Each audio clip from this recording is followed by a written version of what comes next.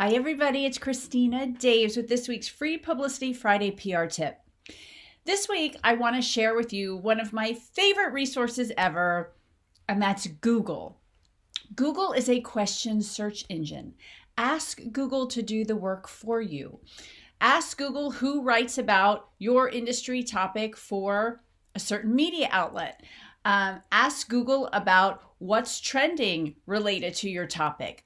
Put your topic in and click on news and see what people are talking about. That way you can insert yourself into the conversation and then you can pitch the media that way.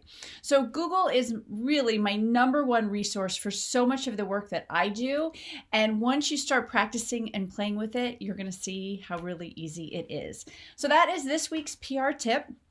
If you like this tip, if you want to learn more, if you want to get in the media, if you want to learn messaging, get our free blueprint and it'll give you just a really good start.